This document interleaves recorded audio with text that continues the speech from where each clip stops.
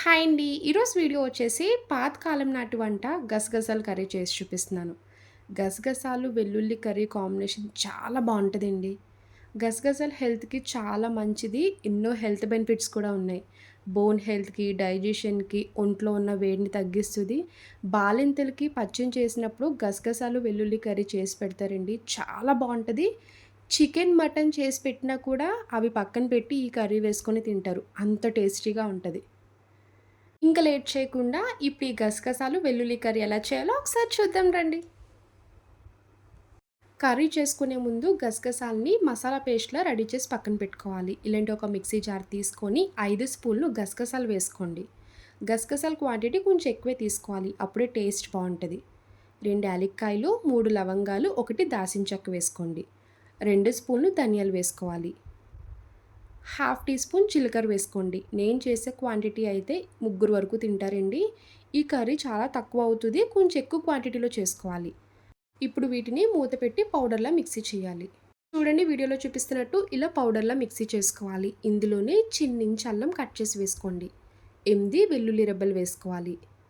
ఇప్పుడు కొంచెం water add చేసి పేస్ట్‌లా మిక్సీ చేసుకోండి. చూసారు కదా! ఇలా మెత్తగా పేస్ట్‌లా రెడీ చేసి పక్కన పెట్టుకోవాలి. ఈ కర్రీలోకి మనం వెల్లుల్లి వేస్తాం కదండీ! నేనైతే 30 వరకు వెల్లుల్లి తీసుకున్నాను. పైన పొట్టు తీసేసి ఇలా సెపరేట్ చేసుకోవాలి. కర్రీ చేసుకునే ముందే ఇలా వెల్లుల్లి పొట్టు తీసేసి పక్కన పెట్టుకోండి. కర్రీ రెడీ చేసుకోవడానికి స్టవ్ ఆన్ చేసి ఇలా పాన్ పెట్టుకున్నాక ఆయిల్ వేసుకోండి. ఆయిల్ హీట్ అయ్యాక ఉల్లిపాయ ముక్కలు 2 పెద్ద సైజు తీసుకొని కట్ చేసి వేసుకోవాలి. ఎక్కువ ఉల్లిపాయలు వేయవసరం లేదండి. 2 ఉల్లిపాయలు తీసుకుంటే సరిపోద్ది. ఇలా చిన్నగా కట్ చేసి వేసుకోండి. ఈ ఉల్లిపాయ ముక్కలు లైట్ గోల్డెన్ కలర్ వచ్చే వరకు ఫ్రై చేసుకోవాలి. ఇప్పటి వరకు నా ఛానల్ చూసి సబ్స్క్రైబ్ చేయలేని వాళ్ళు ఉంటే ప్లీజ్ లైక్ చేసి సబ్స్క్రైబ్ చేయండి. డైలీ నేను పోస్ట్ చేసిన వీడియోస్ అన్నీ మీకు నోటిఫికేషన్ ద్వారా వస్తాయి.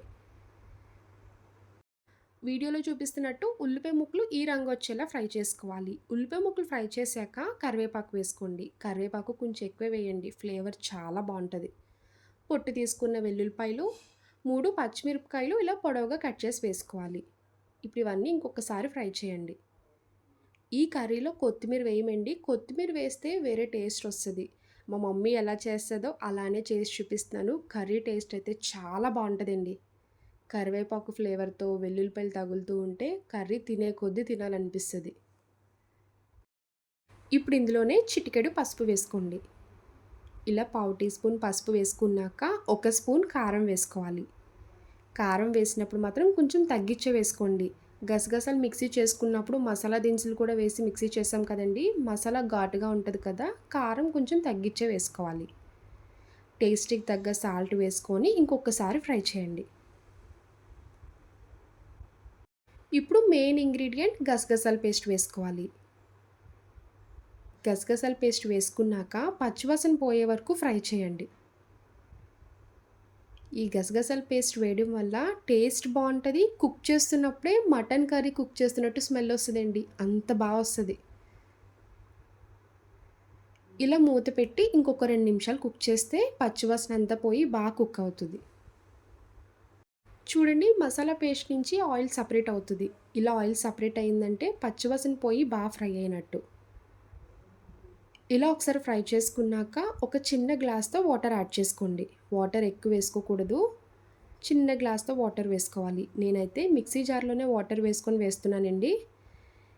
ఇలా వాటర్ వేసి ఇంకొకసారి కలపండి.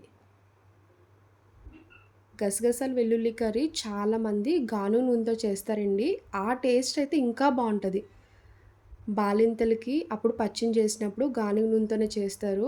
అప్పుడు టేస్ట్ మాత్రం సూపర్ ఉంటదండి. మీ దగ్గర గానుగ నూనె ఉంటే మాత్రం అలా ట్రై చేయండి. చాలా ఇష్టంగా తింటారు. ఇప్పుడు మూత పెట్టి ఇంకొక 2 నిమిషాలు కుక్ చేసుకోవాలి.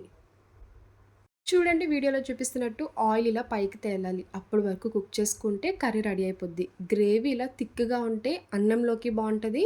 చపాతీలోకి కూడా చాలా బావుంటదండి. ఇప్పుడు ఇంకా స్టవ్ ఆఫ్ చేసుకోండి. ఇంట్లో ఎప్పుడైనా కాయగూరలు ఏం లేనప్పుడు ఇలా గసగసాలు, వెల్లుల్లి కర్రీ చేసుకోండి. లొట్టలేసుకుంటూ తింటారు. ఇప్పటి వరకు ఎవరికీ తెలియకపోయినా ట్రై చేయకపోతే తప్పకుండా ట్రై చేయండి. చాలా బావుంటది. హెల్త్‌కి కూడా మంచిది. ఈ కర్రీ చూసినప్పుడల్లా మళ్ళీ ఎప్పుడు చేసుకొని తినాలని అనిపిస్తదండి. నాకైతే చాలా చాలా ఇష్టంగా తింటాను ఈ కర్రీ చేస్తే. ఇలా వేడి వేడి అన్నంలో కర్రీ వేసుకొని ఒక్కొక్క ముద్ద తింటూ ఉండండి అమృతంలా ఉంటది. ఎంత అన్నం తింటారో మీకే తెలీదు. చూడండి వెల్లుల్లి కూడా చాలా సాఫ్ట్‌గా కుక్ అయింది. చూసారు కదా గసగసాలు వెల్లుల్లి కర్రీ. నా వీడియో మీకు నచ్చితే లైక్ చేసి షేర్ చేయండి. ఫస్ట్ టైమ్ చూసేవాళ్ళు ఎవరైనా అయితే ప్లీజ్ అండి ఛానల్ సబ్స్క్రైబ్ చేయండి. బాయ్ అండి.